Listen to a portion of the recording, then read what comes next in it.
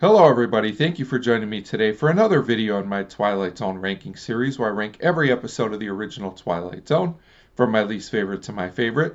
Today I'm going to be talking about number 91 on the list, Caesar and Me, written by Adele T. Strassfield and directed by Robert Butler. This is a season 5 episode, and as always there will be spoilers. So, Caesar and Me, while I don't think an all-time classic episode, isn't an episode that I overall like, and there are some interesting things about it. First of all, this was the only Twilight Zone episode written by a female.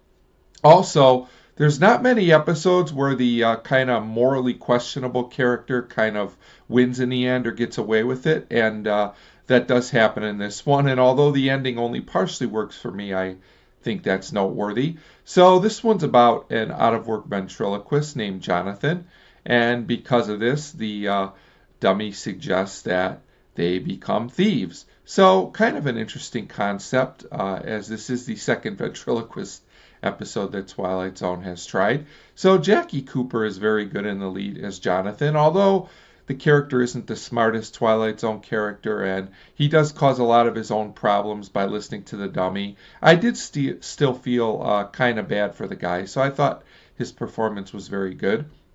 So we start where Jonathan is already unemployed and he's really hard up for money. He's selling things to a pawn shop. A young girl is also bothering him. We'll just say she's not the nicest child ever in the history of television.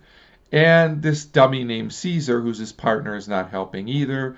They go to audition for a job. That doesn't go very well. And for various other reasons, which are kind of interesting for the 60s time period. He can't find employment, and like I said, at this point, I'm genuinely feeling kind of bad for this guy. So at this point, the dummy tells Jonathan that they basically have no choice. They have to resort to a life of crime. You can tell he's torn about whether he should do this or not, but ultimately he makes the mistake of trusting Caesar here. So after the dummy's suggestion, Jonathan reluctantly goes along with this. They do steal some money. This actually works the first time, and Jonathan's able to pay his rent. The problem is that this young girl terror, I guess they'll call her, named Susan, overhears them talking about the next crime they will commit.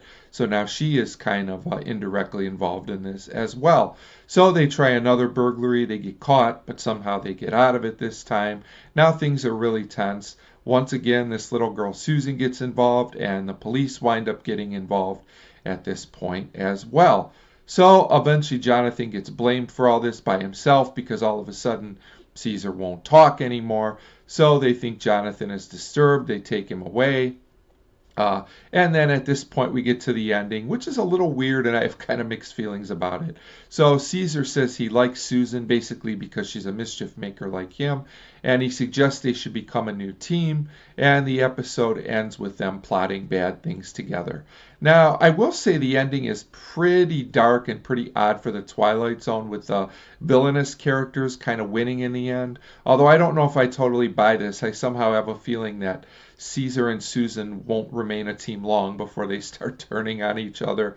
It's just kind of a different ending. I don't know if that necessarily makes it great or not, but it's interesting. So while there's not a lot of just individual standout scenes in this episode, the episode is pretty fast-paced and interesting. Overall, I don't think Caesar and Me is a classic, but it's a pretty decent episode that has some original elements, even though there's also a part of it that's not that original because, like I said, they've done a ventriloquist dummy episode before.